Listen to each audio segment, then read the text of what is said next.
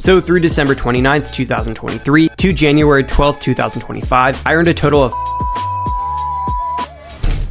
So this is a video that I've been waiting to make for a very long time. I've purposely waited exactly 1 year to review this card, and the reason why is because Discover matches all the cash back you earn for the first year of having this card. So in this video, I'm going to show you all the tips and tricks I've learned after using it almost every day for a full year, as well as showing you the total amount of cash back I earned with it. I believe this is a perfect credit card for either a beginner that wants to build up their credit profile as well as earning some great rewards, or a more advanced person in the credit card game that easily wants to earn hundreds or even over $1,000 worth of cash back. And a big reason for that is because of the rewards. With this card, you're going to earn 1% back on every single one of your purchases, and then 5% back on rotating categories. But because Discover matches or doubles your cash back for that first year, for the first 365 days that you have this card, it's more like you're earning 10% back on those rotating categories, and then 2% back on everything else. So let's take a step back and talk about what 5% back rotating categories even mean. So if you have this card, what Discover is going to do is every 3 months or quarter of the year, you're going to get a new category that you're going to earn 5% back in. So for 3 months, you're going to earn 5% back in something like gas. The next 3 months is going to be something like groceries. And then the next 3 months, it might be something like Amazon or restaurants. You're going to earn 5% back and up to $1,500 worth of spend each quarter. That's going to be $75 each quarter or $300 a year. But because Discover is matching all that cash back, you can earn all the way up to $600 in just those 5% back categories. The 1% back is also very powerful because, like I said, it's more like 2% back. So for the first year, you can use this card and get a really good rate on all your miscellaneous purchases. I actually earn more cash back from using the 1% back category than the 5% back. So if you're wondering what those rotating 5% categories are going to be, we can go ahead and look at this chart here that shows us the 5% back categories for the last 5 years. So for the first 3 quarters, it's pretty much always going to be restaurants, gas, or groceries. The first quarter is usually always restaurants or groceries, and then the second and third is a toss-up of whatever 2 is left. A lot of times there's also more than one. For example, if you look at quarter 2 of 2022, you're getting 5% back at both gas stations and Target. The fourth quarter of every single year, you can pretty much count on it being Amazon, and that's because they want to tailor their categories to Christmas shopping. Sometimes they throw in Target and Walmart, where also a lot of Christmas shopping is done. But regardless of what quarter you're in, you're pretty much always going to be getting some value from this card. And what I see absolutely nobody talking about is the targeted offers that this card sends out. For example, this last December, they sent me an offer telling me that I was going to get 6% cash back on my first $1,000 spent on PayPal. And you can pretty much use PayPal to buy anything online. So that was like Discover just handing me an extra $60 of rewards. I asked my subscribers if they got anything similar, and one of them responded by telling me that they got 6% back on the first $1,000, but for mobile wallet. When I checked Reddit, someone got the same offer, but for dining, and then another person got an extra 2% back on every single one of their purchases. So it's pretty hit or miss as far as who Discover is sending these offers to, but it's definitely worth going and checking your email. It's also important to note that Discover isn't going to match that 6% back, even if you're in your first year. So it's not like you're going to get 12% back, you're just getting the 6%. If we go ahead and take a look at the reward redemption with this card, you're going to have 4 primary options. The first is redeeming for cash back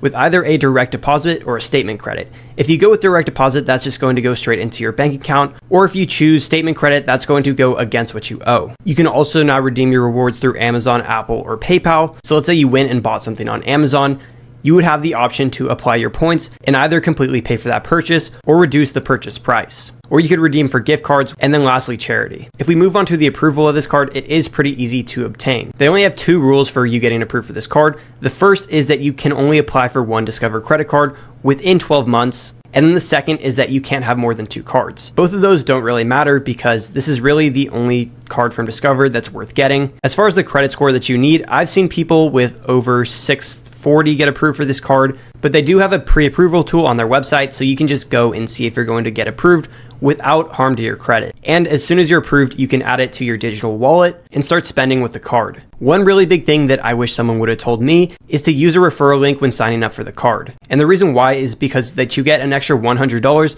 that you normally wouldn't get if you just went and applied through their website. I'll have one down in the comments that'll work for both student and non-student cards, but you can also use your friends or families or even another creator. Just make sure that you're using a referral link so you're getting that extra $100. After you get approved for this card, you're also going to be able to choose your card design. And Discover actually offers 166 different designs. I'm honestly surprised they don't have a completely customized version by now. You can also have 4 different active cards simultaneously. So if one day you want to use your frog design, and then the next you want to have your favorite flag, you can do that. And then the day after that, you go blind and need a Braille card for some reason. They have that too. The only problem is that the card itself is super flimsy. It has this film over the top, and you can see after a while it'll start to peel. On all my edges, it's starting to peel.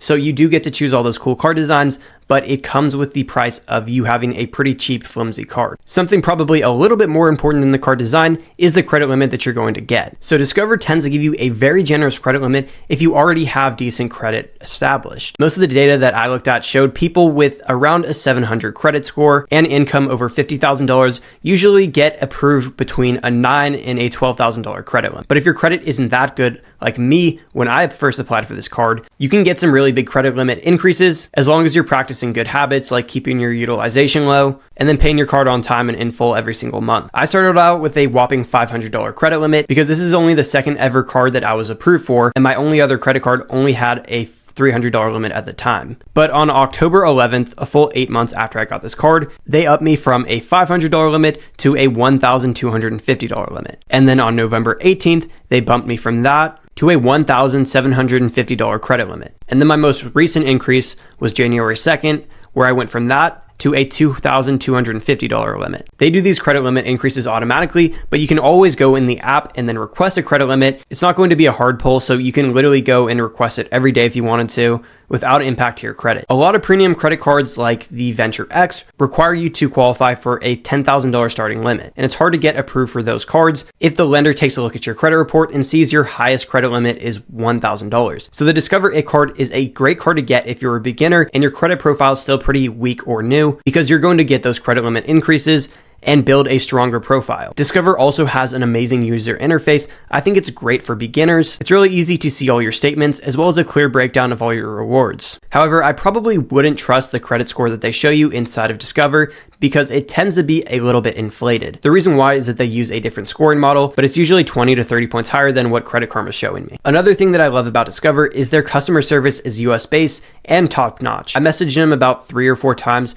asking questions for this video, and they usually responded within 1 to 3 minutes and gave me really simple and understandable answers. This card isn't going to charge you an annual fee. It comes with no foreign transaction fees, so if you need to use it overseas, you're not going to get penalized for that. And you also get 0 APR on balance transfers and purchases for the first 15 months. Now, I know that there's probably going to be a lot of beginners watching this video. I want to make sure that you're not using that 0 APR to go and buy things that you can't pay off, because that's exactly what the credit card companies want you to do so that you end up in debt. So just make sure you're still paying your balance off in full and on time every single month. I also want to clear the myth up that people don't accept Discover. Discover is its own payment network, meaning it independently processes all their credit card transactions, opposed to a card like one of these where they partner with Visa or MasterCard in order to make their transactions go through. And because of that, there's a myth that a lot of people don't accept Discover, and almost using it every single day for an entire year, I almost never had a place that actually told me that they wouldn't accept Discover. There was only one time, I think it was either the DMV or AAA, I tried to register my car and they wouldn't take it, but besides that, I never had a problem. So inside the US, you're going to be completely fine.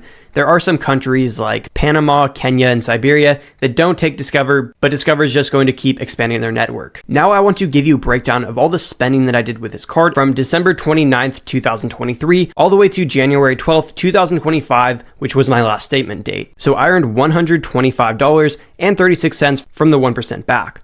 I then earned $123.79 for the 5% back categories. And then from that PayPal offer, I was also able to earn an extra $60. And then Discover gave me $272.25 for my cashback match. So I earned a total of $581.40. I spent a total of $15,492.23. If you take my total cashback earned and divided it by the total amount I spent, you can see that I got 3.75% back on every single one of my dollars spent. But the reason why it's not somewhere around 10% is because I was just putting so much spend on this card throughout the year and essentially was using it as my catch-all card. This year I was focusing more on sticking to my budget and saving more than I was maximizing the cash back that I earned. However, if I was able to get this card again and I wanted to maximize all the cash back that I earned this year, I could have bought gift cards for gas, grocery, and then Amazon, and then spent them throughout the year and then do the same for grocery if I wanted, but I think most people are spending $1,500 on groceries within 3 months. That's up to you whether you want to go through the hassle of buying gift cards or not, but regardless of what your strategy is, I think this is a great card for people that are newer to the credit card game and want to earn some really good cash back, as well as build up their credit profile, or a person that's more advanced in the credit card game and maybe wants to let their credit rest for a year because they're a little bit burnt out in the credit card game, or they're getting a mortgage and just want to use this card to garden a little bit. Click this video here if you want to see me do a similar review on my third card ever, the Amazon Prime Visa.